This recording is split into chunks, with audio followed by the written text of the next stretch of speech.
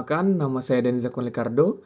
Di sini saya akan membahas pembahasan yang selanjutnya, yaitu berkaitan dengan ada yang namanya muncul dua pertanyaan terkait dengan yang pertama, yaitu mengapa penggunaan seluler untuk layanan keuangan tidak menjadi penggunaan mayoritas.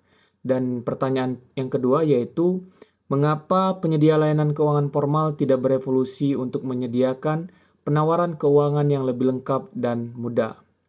Sebenarnya, kalau kita menjawab dari dua pertanyaan ini berkaitan dengan faktor penawaran dan faktor permintaan. Sebagai contoh, kita akan membahas dan melihat dari kasus yang ada di negara Meksiko. Jadi, di negara Meksiko ini merupakan negara yang dianggap sebagai salah satu pasar paling menguntungkan bagi bank global. Sehingga, dengan adanya anggapan tersebut, semua pengusaha ataupun alhasil, pengusaha besar yang menguasai sekitar 90% pasar di Meksiko, sebagiannya didominasi oleh bank. Dominasi ini tentu sangat mempengaruhi layanan keuangan. Layanan keuangan akan sangat berfokus kepada para klien yang membuka rekening bank, sehingga dalam hal ini, pihak bank tidak akan menyediakan layanan seluler ataupun digital secara umum. Kemudian, di negara Meksiko juga terdapat suatu peraturan yang sangat mendukung perbankan, sehingga dominasi bank semakin meningkat. Di sisi lain, di sisi permintaan, kebanyakan warga Meksiko tidak mengadopsi layanan keuangan yang tersedia. Hal ini seperti yang dilaporkan oleh otoritas pengawas perbankan Meksiko bahwa hanya ada 14,5% yang menabung di bank, padahal sekitar 58,4% orang dewasa di Meksiko memiliki rekening tabungannya sendiri. Hal ini menunjukkan bahwa minat warga Meksiko tersebut untuk menabung itu sangatlah kecil. Atau dengan kata lain, warga Meksiko perlu faktor pendorong yang jelas agar mampu menggerakkan mereka untuk mau menabung. Kemudian, di negara Meksiko terdapat suatu kepercayaan bahwasanya bank hanya tertarik pada klien yang kaya dan klien yang hanya bisa dimanfaatkan. Dengan demikian, merupakan hal yang wajar bahwa layanan keuangan menjadi kurang diminati oleh warga negara di Meksiko. Sekian pembahasan dari saya, terima kasih. Assalamualaikum warahmatullahi wabarakatuh. Perkenalkan, nama saya Arsyad Murad dari program studi S1 Manajemen semester 5. Di sini saya akan menjelaskan materi tentang vintage mesin tidak sedikit yang bisa kembali. Pada tahun 1930, ketika dunia keuangan dalam keadaan yang genting, Plaid dan Mang menulis kata-kata penyemangat yang terkenal ini. Saya pikir saya bisa, saya pikir saya bisa. Dalam sebuah mesin kecil. Dunia telah terjun bebas dan pasar keuangan meledak. Sejak saat itu, kami telah membuat undang-undang, mengubah, dan berjalan dengan kecepatan yang sederhana. Untuk sementara waktu, strategi itu membangun kami dengan baik dalam menghindari krisis keuangan skala penuh lainnya. Tetapi, juga menyebabkan munculnya ekosistem keuangan global yang tertutup dan berpikiran tertutup. Tetapi saling bergantung, di mana regulasi telah membuat penantang inovatif tetap berada di posisi yang tepat. Karena beberapa peraturan pasca 1930 menjadi lebih longgar, kita terseret ke dalam krisis keuangan global pada tahun 2008, menghasilkan peraturan baru yang menyeluruh secara bersamaan. Teknologi berkembang pesat dan memperkuat ekosistem keuangan dunia. Peraturan baru ditambah teknologi baru membawa kita ke satu tempat, revolusi skala penuh yang didukung oleh vintage. Kita berada di tengah zaman keemasan vintage. Dan ini adalah waktu yang tidak pasti dan menyenangkan, yang akan membantu kita jauh lebih siap untuk menumbuhkan ekonomi di dunia di masa depan. Ada banyak hal yang harus dilakukan, tetapi mengatasi puncak gunung es untuk meningkatkan masyarakat dengan menggunakan teknologi keuangan adalah awal yang baik. Ini adalah inti dari masalah yang dihadapi pasar negara berkembang. Salah satu pelajaran yang lebih menarik untuk dipelajari dari negara-negara berkembang adalah alat dan teknologi seluler yang kuat dan telah berkembang bebas dari cengkraman sistem keuangan lama dan teknologi serta regulasi yang terkurung. Jauh lebih mudah untuk berinovasi ketika Anda bisa memulai dari awal. Vintage telah memberikan tantangan. Tantangannya adalah untuk memajukan pasar negara berkembang, ada begitu banyak startup teknologi keuangan yang bermunculan setiap harinya. Sulit untuk mengetahui mana yang akan bertahan. Apa yang kita ketahui adalah bahwa ekonomi pasar berkembang yang menggunakan inovasi vintage adalah pemenang sejati karena kebutuhan memunculkan inovasi keuangan. Struktur transaksi keuangan sedang ditata ulang dan yang kurang terlayani dilayani melalui vintage. Kami berada di tengah revolusi vintage dan kata-kata yang ditulis oleh Platt dan Mang tidak pernah lebih relevan dari hari ini. Apa yang kita impikan dengan cepat menjadikan kenyataan, saat ini kita mengutarakan ide dengan lantang dan bertindak untuk mengimplementasikan solusi. Mungkin itu saja dari saya. Sekian. Terima kasih. Dampak vintage di Nigeria. Dasar global yang dimungkinkan oleh vintage mendekatkan pasar dan konsumen, mendukung bisnis baru, dan mengurangi ketergantungan pada pemerintah dalam prosesnya. Dan Nigeria, sebagai ekonomi terbesar di Afrika, adalah bagian yang tumbuh dan signifikan dari dasar global tersebut. Tidak ada keraguan bahwa masyarakat telah berubah, menyesuaikan, dan berkembang berkat kemajuan teknologi selama 30 tahun terakhir, dan secara eksponensial sejak pergantian abad. Meningkatnya penggunaan media sosial di segala usia populasi hanya salah satu contoh signifikan dari perubahan ini. Sepanjang semua orang Nigeria ini dan seluruh dunia benar-benar masih menyesuaikan diri dengan keadaan pikiran di mana transaksi online tidak menimbulkan risiko keamanan. Sementara vintage memberikan dampak positif di berbagai topik. Ruang membatasi diskusi di sini dan 3 bidang utama berikut: keselamatan dan keamanan konsumen, kontribusi terhadap kebijakan moneter negara, dan dukungan untuk usaha kecil dan pengusaha. Yang pertama yaitu keselamatan dan keamanan konsumen. Di negara berkembang Afrika, di mana perbankan konsumen dan bisnis tidak umum, vintage berkontribusi besar untuk meningkatkan keamanan pribadi. 95% pembayaran konsumen internal Nigeria saat ini adalah transaksi tunai, yang menciptakan serangkaian risiko luas dan dapat dengan mudah dikurangi dan diminimalkan melalui penggunaan teknologi. Untuk memperburuk keadaan, sebagian besar dunia barat menganggap penipuan dan korupsi sebagai risiko besar untuk bekerja dengan dan di dalam negara seperti Nigeria, dan telah kehilangan peluang besar untuk berdagang dan bertransaksi dengan ekonomi yang kuat dan berkembang ini. Perusahaan rintisan seperti PogoPay yang berbasis di pusat keuangan Eropa di London dan beroperasi di Lagos dapat memberikan kemampuan pembayaran seluler dan online yang aman sebagai bagian dari inti dari proses mereka. Transaksi online yang aman dan anti penipuan hanyalah sebagian dari nilai yang disampaikan. Penghapusan sederhana dari risiko perampokan berada di urutan teratas, tetapi penggunaan data yang terkumpul dapat mendukung terciptanya fasilitas pemeriksa kredit yang jujur dengan menggunakan analisis pola jejaring sosial untuk membantu memberi pinjaman menilai kelayanan kredit. Yang kedua yaitu kontribusi terhadap kebijakan moneter negara.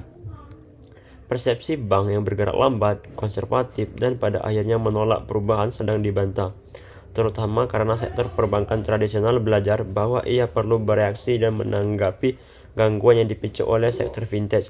Sektor startup yang tangkas masih jauh di depan, memanfaatkan peluang pasar dengan pendekatan yang terfokus dan dikomoditasi, menyediakan antarmuka web yang digunakan dan menerima margin yang rendah pada area transaksi bervolume tinggi seperti transfer uang lintas batas, menghadirkan otomatis dan kemudahan untuk alokasi aset, meminimalisasi pajak dan saran investasi.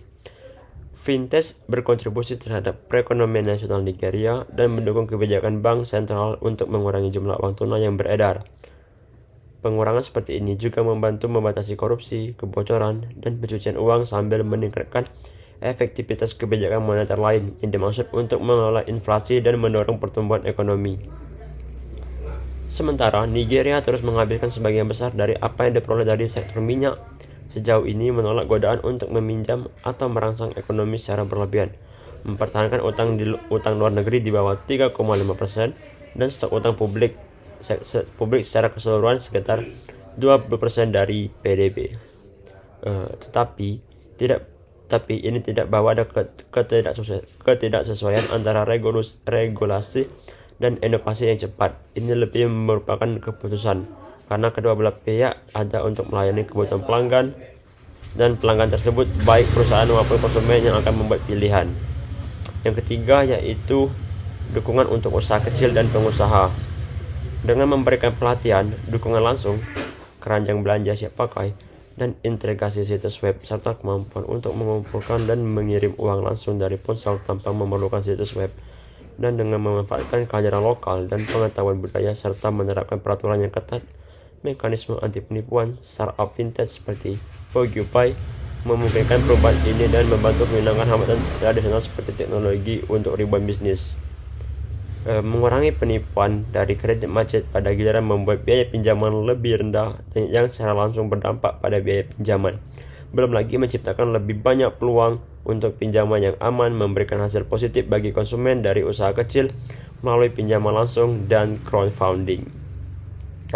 Perusahaan rintisan fintech mendukung bisnis dan perusahaan lainnya, mulai dari pedagang pasar, toko hingga importir, eksportir, dan pedagang falas dalam meningkatkan keuntungan mereka dengan kemampuan yang terjangkau yang memungkinkan pembayaran yang aman, yang memungkinkan mereka untuk menjangkau pasar dan pelanggan baru. Dalam hal ini, platform pembayaran dengan memungkinkan pembayaran yang aman, multi mata uang, dan mata uang kripto di seluruh pasar internasional. Yang keempat yaitu bisnis seperti biasa adalah sesuatu dari masa lalu. Singkatnya, perbankan dan transaksi keuangan untuk konsumen dan bisnis jauh dari bisnis seperti biasa. Pesaing baru dari startup fintech dan dari industri lain yang berdekatan membanjiri pasar dengan produk dan layanan yang nyaman, aman, dan mudah digunakan yang sebelumnya merupakan domain eksklusif bank-bank Nigeria yang ditinggalkan untuk mengawasi miliaran mereka. Monopoli naira lolos, dibutuhkan komitmen, usaha, dan investasi waktu, uang, dan sumber daya, tetapi itu terjadi secara meningkat karena prinsip sederhana dari layanan pelanggan yang berkualitas. Selanjutnya yaitu India dan piramida peluang. Gagasan CPK Prahalat yang sering dikutip menyatakan bahwa ada kekayaan yang akan dihasilkan di dasar piramida. Kekayaan yang dibangun untuk memberikan solusi bagi jutaan orang yang miskin dan kurang terlayani. Pada piramida tersebut, penduduk 1,2 miliar dapat dikelompokkan berdasarkan pendapatan menjadi kelompok rentan 35% 420 juta, kelas menengah ke bawah 43% 516 juta, kelas menengah 19% 228 juta, kelas menengah ke atas 1% 1,2 juta, dan orang kaya 1% 1,2 juta. Jadi dapat disimpulkan dari materi ini yaitu di India piramida keuangan sering digunakan untuk menganalisis dan merancang strategi keuangan inklusif. Di bawah ini saya akan menjelaskan peluang yang terkait dengan fintech di India dengan mengacu pada piramida keuangan. Yang pertama yaitu inklusi keuangan. Salah satu peluang utama bagi fintech di India adalah untuk membantu menciptakan inklusi keuangan yang lebih besar. India memiliki populasi yang sangat besar dengan sejumlah besar orang yang belum memiliki akses ke layanan keuangan formal. Fintech dapat memungkinkan akses yang lebih mudah ke rekening bank, pembayaran digital, dan layanan keuangan lainnya. Kedua yaitu pembayaran digital. Di India telah melihat pertumbuhan yang pesat dalam pembayaran digital, terutama setelah dipeluncurkan program digital India oleh pemerintah. Yang ketiga yaitu P2P lending atau peer-to-peer.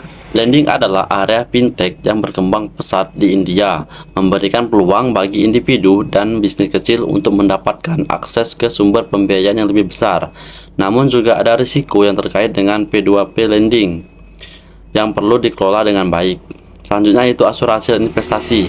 Fintech juga telah membuka pintu bagi orang India untuk lebih mudah mengakses produk-produk asuransi dan investasi. Aplikasi robot advisory dan platform online telah membuatnya lebih mudah bagi individu untuk berinvestasi di pasar modal.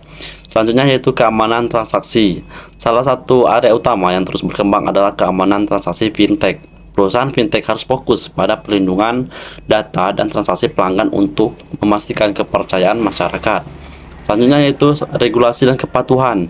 India telah memperkenalkan regulasi yang terketat terkait dengan fintech untuk melindungi konsumen dan menjaga stabilitas sektor keuangan.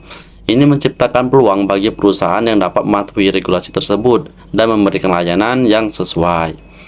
Yang selanjutnya yaitu literasi keuangan. Pendidikan keuangan dan literasi keuangan adalah komponen penting dalam pertumbuhan fintech di India. Peluang ada untuk perusahaan yang dapat menyediakan sumber daya pendidikan keuangan yang mudah diakses dan dipahami oleh masyarakat. Fintech terus berkembang di India dengan populasi yang besar dan meningkatkan penetrasi internet, potensi pertumbuhan yang sangat besar, dan sebagainya. Namun perusahaan fintech terus mempertimbangkan tantangan seperti kompetisi yang ketat dan regulasi yang berubah-ubah ketika mereka merencanakan ekspansi mereka di India. Selanjutnya ada dua materi yang saya sampaikan. Yang pertama yaitu dampak sosial fintech di Nigeria, dan yang kedua yaitu India dan piramida peluang. Yang pertama, dampak sosial fintech di Nigeria. Anggota generasi muda dibesarkan dalam masyarakat di mana ponsel dan komputer bagian dari kehidupan sehari-hari dan di mana mereka terbiasa menggunakan teknologi. Namun dampak transaksi non-tunai jelas terlihat sebagai keuntungan oleh semua. Sementara fintech memberikan dampak positif di berbagai topik ruang. Membatasi diskusi di sini untuk 3 bidang utama, yaitu yang pertama keselamatan dan keamanan konsumen, yang kedua yaitu kontribusi terhadap kebijakan moneter dan negara, dan yang ketiga yaitu dukungan untuk usaha kecil dan pengusaha. Jadi dari materi ini dapat saya sampaikan yaitu kesimpulannya, fintech atau teknologi keuangan telah memiliki dampak sosial yang signifikan di Nigeria, seperti halnya di banyak negara lain di seluruh dunia. Yang pertama yaitu akses keuangan yang lebih luas. Fintech telah membuka akses layanan keuangan kepada banyak orang Nigeria yang sebelumnya tidak memiliki akses ke perbankan tradisional. Nah, melalui aplikasi seluler dan platform online, penduduk pedesaan dan perkotaan dapat membuka rekening bank, melakukan transaksi, dan mengakses layanan lainnya tanpa harus pergi ke bank fisik. Kedua, yaitu peningkatan keuangan inklusif. Fintech telah membantu meningkatkan inklusi keuangan di Nigeria dengan memberikan akses kepada sejumlah besar penduduk yang sebelumnya tidak memiliki rekening bank. Yang ketiga, yaitu transaksi yang mudah dan cepat. Aplikasi pembayaran digital atau platform e-wallet telah memudahkan orang untuk melakukan transaksi keuangan sehari-hari seperti pembayaran tagihan, transfer uang, dan belanja online lainnya. Yang ketiga yaitu pertumbuhan bisnis kecil dan menengah. Fintech telah memberikan akses ke modal bagi bisnis kecil dan menengah (UKM) di Nigeria melalui platform peer-to-peer lending dan crowdfunding. Ini telah membantu UKM untuk berkembang dan menciptakan lapangan kerja baru. Yang keempat yaitu pengembangan sektor pembiayaan. Fintech telah memajukan sektor pembiayaan di Nigeria dengan menyediakan solusi inovatif, menyediakan solusi kreatif dan seperti peer-to-peer lending, mikrofinansial digital, dan kredit online. Yang kelima yaitu penyederhanaan layanan keuangan. Fintech telah menyederhanakan proses pengajuan pinjaman, pembukaan rekening, dan berbagai layanan keuangan lainnya. Ini membuatnya lebih mudah bagi individu untuk mengelola keuangan mereka. Selanjutnya yaitu keamanan dan regulasi. Meskipun fintech telah membawa banyak manfaat, juga muncul tantangan baru termasuk masalah keamanan dan regulasi.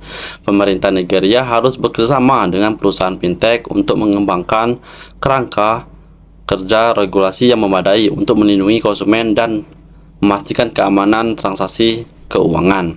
Terakhir yaitu penurunan penggunaan uang tunai.